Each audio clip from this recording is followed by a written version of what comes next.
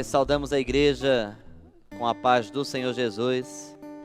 Aqueles que nessa hora puderem estar de pé, em reverência à leitura da palavra de Deus, que se encontra no livro dos Salmos. Nossa prof. Débora vai nos auxiliar na interpretação desse salmo. Salmo 139. Nós leremos todo esse salmo. Está projetado também, os irmãos podem acompanhar a leitura, que nos diz assim: Ó Senhor, Tu me sondastes e me conheces. Tu conheces o meu assentar e o meu levantar. De longe entendes o meu pensamento. Esquadrinhas o meu andar e o meu deitar. Conheces todos os meus caminhos. Sem que haja uma palavra na minha língua, ó Senhor, tudo conheces. Tu me cercaste em volta, puseste sobre mim a tua mão. Tal conhecimento é maravilhoso demais para mim, elevado demais para que possa atingir. Para onde me irei do teu espírito? Para onde fugirei da tua face? Se subir ao céu, tu aí estás. Se fizer nas profundezas a minha cama, tu ali também estás. Se tomar as asas da alva, se habitar nas extremidades do mar, ainda ali a tua mão me guiará e me susterá. Se eu disser, as trevas me encobrirão, e a noite será luz à roda de mim. Nem ainda as trevas são escuras para ti. A noite resplandece como o dia, pois as trevas e a luz são para ti a mesma coisa. Pois criastes o meu interior, entreteceste-me no ventre da minha mãe. Eu te louvo, porque de um modo terrível e maravilhoso fui formado. Maravilhosas são as tuas obras, e a minha alma o sabe muito bem. Os meus ossos não te foram encobertos, quando no oculto fui formado, quando fui entretecido nas profundezas da terra. Os teus olhos viram o meu corpo ainda informe. Todos os dias que foram ordenados para mim, no teu livro foram escritos, quando nenhum deles ainda havia. Quão preciosos me são, ó Deus, os teus pensamentos. Quão vasta é a soma deles. Se os contasse, seriam em maior número do que a areia. Quando acordo, ainda estou contigo. Se tão somente matasses o ímpio, ó Deus, apartai-vos de mim, homens de sangue. Eles falam contra ti com intenção maligna. Os teus inimigos tomam o teu nome em vão. Não odeio eu, ó Senhor, e abomino aqueles que se levantam contra ti? Odeio-os com ódio completo. Tenho-os por inimigo. Sonda-me, ó Deus, e conhece o meu coração. Prova-me e conhece os meus pensamentos. Vê se há em mim algum caminho mau e guia-me pelo caminho eterno. Te adoramos, Senhor. Te louvamos pela Tua palavra lida nessa noite. Ó Deus, somente a Tua palavra já encheu o nosso coração de alegria. Já estamos satisfeitos, Senhor, com a grandiosidade do nosso Deus. Mas te pedimos, ó Pai, que essa palavra, ela possa encontrar lugar em nossos corações, que possamos ser alimentados por Deus e que possamos sair da Tua casa nessa noite, revigorados, transformados, ó Pai. Ó Deus, sabemos que uma alma para o Senhor tem grande valor. A nossa oração é para que nessa noite, apenas uma, Senhor, Ó Deus, dá-nos uma alma apenas e sairemos em festa da tua casa. Ó Deus, pois sabemos que quando uma alma se converte a Deus, há festa no céu. E se reconhecemos que o sentimento do culto é o sentimento do céu, ó Deus, fica claro o entendimento de que se o céu entrar em festa, também festejaremos. A nossa oração é: termine, Senhor Deus, o nosso culto em festa nessa noite, pois oramos no nome santo do Senhor Jesus. Amém. Os irmãos podem estar sentados. A nossa prof, muito obrigado pelo apoio. Meus amados, nós temos entendido um pouco mais o livro dos Salmos, a coletânea de Israel. Um livro composto de poesias em forma de canções e em forma de oração. O livro de Salmos, ele é singular em toda a palavra. Ele é um livro diferente, porque em toda a Bíblia você vai ver a manifestação da palavra de Deus se dirigindo ao homem. Mas o livro de Salmos, ele é o inverso. No livro de Salmos nós temos o homem se dirigindo a Deus. E ele faz isso através das suas poesias, das suas canções, das suas orações. E é interessante nós enfatizarmos o fato de serem poesias, porque a poesia ela traz consigo, ela é uma literatura diferente das demais literaturas. Porque se você desassociar o sentimento do poeta da sua poesia, você perde todo o teor daquilo que foi escrito. Você consegue ter uma interpretação literária de qualquer outro gênero. Você consegue interpretar qualquer outro tipo de texto de forma lógica. Mas a poesia, ela faz uso dos chamados paralelismo, onde o poeta, ele usa argumentos do mundo externo, ou seja, ele olha para aquilo que está ao seu redor, e enquanto ele contempla aquilo que está à sua volta, ele é inspirado para escrever a sua ideia. Então o poeta, ele descreve um sentimento através de um olhar, através de uma inspiração. Por isso a poesia ela é singular e por isso o livro dos Salmos ele traz um caráter especial para a igreja.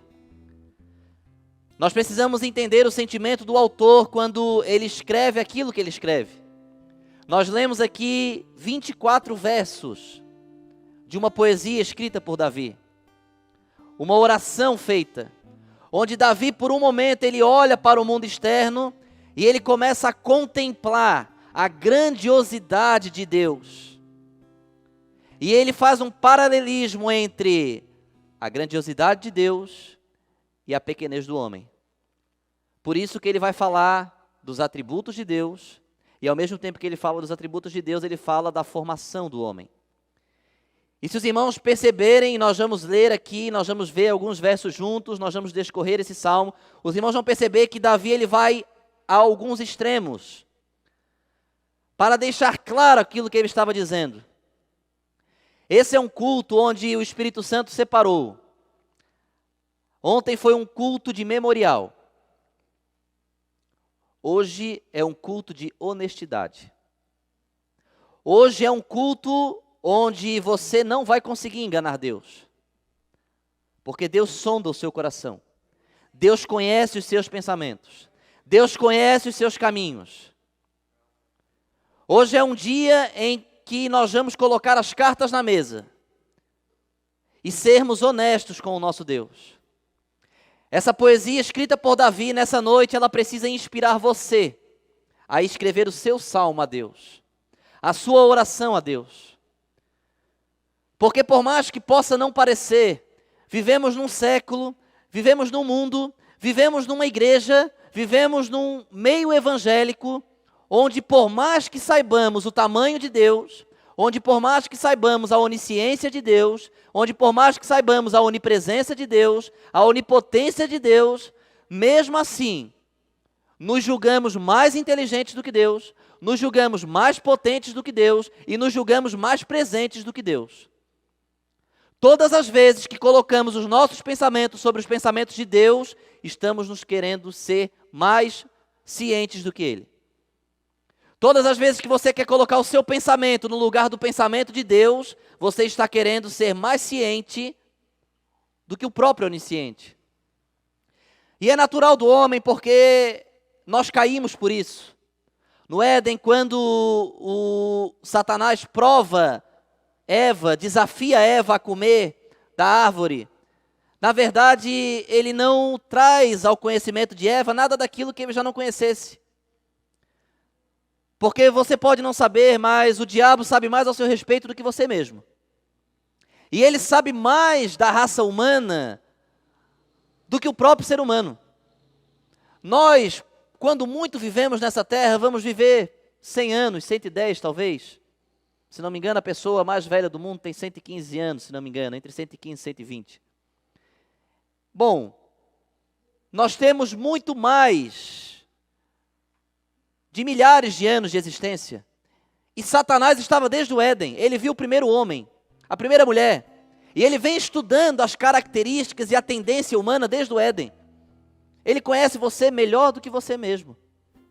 Mas existe um que conhece o homem antes de o homem ser formado. Foi quem pensou em você. Foi quem formou você. Esse é o seu Deus. Esse é o Deus que, quando o salmista entende isso, e agora nós vamos entrar aqui no entendimento do salmista. Davi olha para isso e ele diz assim: Senhor, tu me sondaste. O sondar aqui significa cavar. O sondar aqui está relacionado ao meio agrícola, onde você tem as plantações, e quando você pega ali um determinado fruto, uma planta, e você puxa ela com raiz e tudo, você desenterra aquela planta, você desenterrou algo que estava no mais profundo, que estava oculto. Pois por mais que possamos ver a planta, nós somos incapazes de ver a raiz que está por debaixo da terra. Nós conhecemos aquilo que está por cima, aquilo que é superficial, nós conhecemos a planta, mas nós não conhecemos a raiz. O que Davi está dizendo aqui é que Deus, ele é aquele que arranca do mais profundo, das raízes, daquilo que você pensa que você conhece, mas que você só vê superficialmente. Deus conhece a raiz. Sabe os traumas que você tem? A nossa personalidade, ela é gerada por tendências passadas. Todos nós agimos porque agimos como agimos hoje, em função do que vivemos no passado. Porque o ser humano, ele é paralelista, ele é comparativo. Então, todas as vezes que você está frente a uma situação e você precisa resolver um problema, por mais que você não saiba, mas o seu consciente vai buscar, dentre as experiências que você já viveu, uma forma de resolver aquele problema. Só que isso é tão natural, isso é tão inconsciente, que nós muitas vezes não percebemos. E nós agimos como agimos. O que o salmista está dizendo é que Deus sabe que ele agia da forma que ele agia, porque Deus conhecia a origem daquilo. Deus conhecia os traumas do salmista. Deus conhecia as alegrias do salmista. Deus conhecia as tristezas do salmista. Deus nessa noite está dizendo que Ele conhece os seus traumas. Ele conhece as suas tristezas. Ele conhece as suas alegrias. Ele conhece aquilo que te dá esperança. Ele sabe o quanto você quer voltar a ser o que era e você não consegue. Ele sabe. Por quê? Porque Ele vê a raiz. Por isso Ele sonda, Ele desenterra. E Ele não só sonda, mas Ele conhece. Porque Ele não só investiga, mas Ele acompanha. Deus não simplesmente olha para você, e nós precisamos entender que um atributo que Deus tem é eternidade. E talvez seja um atributo muito confuso na mente dos irmãos, o que é ser eterno. Somente Deus é eterno, mas ninguém. Amém? A eternidade, ela é um atributo incomunicável de Deus. Significa que Deus não comunicou, Deus não cedeu esse atributo a ninguém. E aí você pode me questionar, Luciano, mas a minha alma? A sua alma não é eterna, a sua alma é imortal. Nós não podemos confundir imortalidade com eternidade. Eternidade é autossuficiência, ninguém criou. Eternidade é, não tem data de criação e não tem data de fim. Eternidade é incalculável, eternidade é imensidão, não se tem começo, não se tem fim. A alma, ela é imortal, por quê? Porque você nasceu um dia. Amém? Logo, se você sabe o dia do seu nascimento, você é imortal, não é eterno. A sua alma, ela não vai mais morrer, porque você vai dar um destino para ela, através das suas escolhas aqui nessa terra. Mas ela foi criada um dia. Você nasceu um dia. Então, a eternidade é um atributo exclusivo de Deus. Só Deus conhece. Então, Ele não somente sonda, Ele não somente arranca aquilo que está no coração. Por isso que hoje é um dia de honestidade. Porque hoje é um dia que você não vai conseguir esconder nada do Senhor. Talvez você tenha frequentado essa igreja há muito tempo escondendo muitas coisas. Acha que está escondendo muitas coisas de Deus. Nessa noite, Deus está aqui para dizer para você, você nunca escondeu nada. Ele sabe até o que você não sabe. Ele conhece você mais do que você mesmo. Porque você age como age e você não sabe por quê. Os 2 primeiros anos de vida do ser humano são fundamentais para a formação do seu caráter e da sua personalidade. Significa que muitas das suas atitudes hoje foram formadas antes que você tivesse 2 anos de idade. Quem aqui lembra do que fez ou deixou de fazer antes dos 2 anos de idade? Ninguém, né? Mas Deus lembra. Deus sabe que hoje a tendência que você tem, muitas vezes, em tratar mal o seu irmão, Deus sabe que talvez você foi maltratado. Talvez essa é uma defesa sua. Deus sabe. Luciane, por que Deus não muda? Porque você ainda não foi honesto com Deus e pediu para Ele mudar isso. Quem muda é Ele. Hoje é dia de arrancar a raiz. Hoje é dia de você ser honesto com Deus. Dizer, Senhor, é isso mesmo. Senhor, olha, eu ajo dessa forma porque eu sofri isso no passado. Ou porque deu tão certo no passado que eu acho que vai dar certo de novo. Ele arranca a raiz. E não somente arranca a raiz, mas Ele conhece. Ele sabe de quem é. Ele é onisciente. Você jamais vai conseguir enganar Deus. Ele é onisciente, é outro atributo incomunicável de Deus. Você sabia que somente Deus é onisciente? Significa que Ele é dono de toda a ciência. Significa que nada é oculto aos seus olhos. Significa que Ele sabe de tudo. Ele sabe de absolutamente tudo. Mas existem, e muitas vezes nós também queremos ser assim. Já conversou com pessoas que sabem tudo? Que é onisciente, parece. Que ela tem toda a ciência. Pois é. Quando se muito pensa que sabe, na verdade nada se sabe, né? Só Deus é onisciente. Então talvez hoje seja isso que você tenha que deixar no altar dele também. Porque Ele não comunicou isso com você não. Esse é um atributo dele apenas. Ele é onisciente. Ele é o único capaz de conhecer o seu assentar e o seu levantar. Ora, é todo o nosso ritmo de trabalho. Você assenta, você levanta, você trabalha e depois você assenta novamente para descansar. Certo? É bem certo que hoje alguns descansam em pé, né? Porque trabalham muito tempo sentado. Mas fato é, Ele conhece o seu assentar e o seu levantar. Ele vê toda a sua obra. Ele vê todo o seu trabalho. Ele conhece.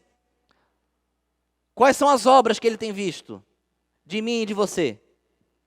O que você tem feito da hora que você levanta até a hora que você se assenta novamente?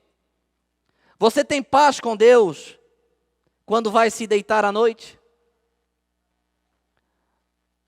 Porque não pense você que Deus não viu, porque Ele viu. Talvez você chegou nessa noite na igreja e talvez não era isso que você esperava ouvir. Mas é isso que você precisa ouvir. Porque Deus, Ele só é capaz de se comunicar naqueles que procuram se parecer o máximo com Ele. E Deus, Ele se esvazia diante de nós. É muito fácil conhecer Deus. Está aqui. A palavra dele. Ele não ocultou nada. Você vê Deus triste, você vê Deus feliz, você vê Deus irado. Você consegue ver toda a personalidade de Deus aqui. Você já apresentou a Deus toda a sua personalidade? Você já apresentou a Deus todo o seu caráter? Porque Ele conhece.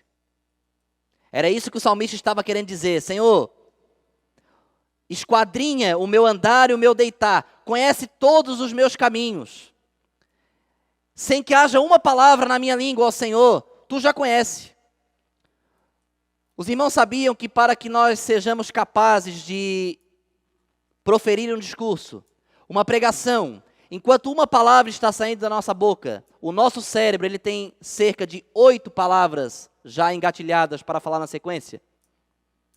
Significa que o que eu estou falando agora, inconscientemente, o meu cérebro já tem as 8 próximas palavras engatilhadas, para que eu possa conectar o meu discurso e para que eu possa me fazer entendível aos irmãos. Sabe o que isso significa? Que significa que quando você está conversando com alguém, quando você está se comunicando com alguém, ou até mesmo quando você está orando, antes que você fale aquilo que você quer, enquanto você está contextualizando, ele já sabe o que você vai falar. Ele já sabe qual é a próxima palavra. E não só a próxima, mas se o seu cérebro é capaz de computar 8 palavras seguintes, ele conhece as 8. Ele sabe, ele é onisciente de tudo. Até antes da palavra chegar à nossa língua. Enquanto ela está aqui, ó.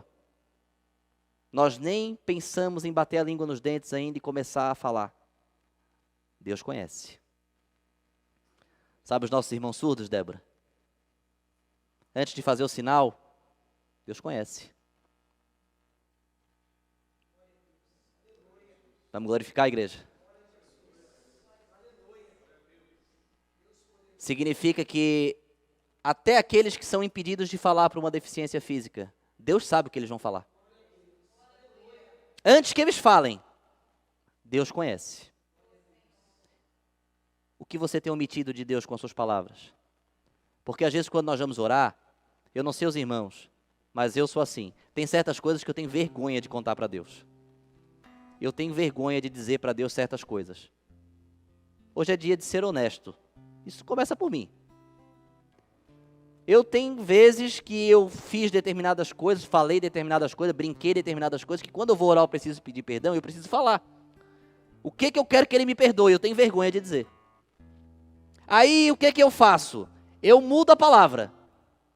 Eu uso outra palavra para dizer aquilo que eu queria. Ora, não adianta de nada. Antes que a palavra chegue aqui, Ele já sabe. Ele já conhece.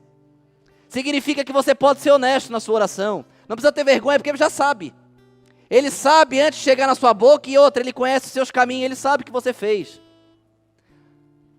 Você não precisa ter vergonha e nem medo de falar. E isso não precisa cair como um peso sobre você e fazer com que você se sinta tão culpado ao ponto de julgar, não ter mais perdão. Porque nessa noite eu quero que você entenda algo que eu ainda não sou capaz de entender, mas eu sei explicar, é o amor de Deus. Eu não entendo o amor de Deus. Eu confesso aos irmãos que eu não entendo. Eu sei explicar, mas eu não sei entender. Porque eu me pergunto, como que esse Deus, que conhece os meus pensamentos, que conhece as minhas palavras antes mesmo que eu fale, tem palavras que eu não falo, que eu seguro, e Ele já conheceu. Como que esse Deus ainda quer ser meu amigo? Como que esse Deus ainda quer estar comigo? Eu desafio a você, agora, nesse momento, qualquer irmão que está aqui, se ele pudesse ler o seu pensamento agora, o que você já pensou a respeito dele? Se a sua esposa pudesse saber o que você já pensou a respeito dela. Se o seu marido pudesse saber o que você já pensou a respeito dele. Se o seu filho pudesse saber o que você já pensou a respeito dele. Se o pai pudesse saber o que o filho já pensou a respeito dele. Certamente nós já teríamos deixado muita gente. Sabe aquele amigo íntimo seu? Eu afirmo para você, se você pudesse por um minuto saber o que passa na cabeça dele, você não se relacionaria mais com ele. Você não iria mais desejar que ele estivesse junto de você. Se por um minuto você fosse capaz de ler o pensamento dele. E nessa noite eu estou dizendo para você que o Deus a quem quer te salvar, o Deus a quem você serve, Ele sabe tudo que passa na sua cabeça, Ele sabe tudo que passa no seu coração, Ele sabe tudo que sai da sua boca, e mesmo assim Ele te ama, e mesmo assim Ele te quer, e mesmo assim Ele se relaciona contigo, e mesmo assim Ele quer que você more com Ele. Ele é merecedor, não é da nossa gratidão. Ele merece. Nós não somos capazes de amar assim.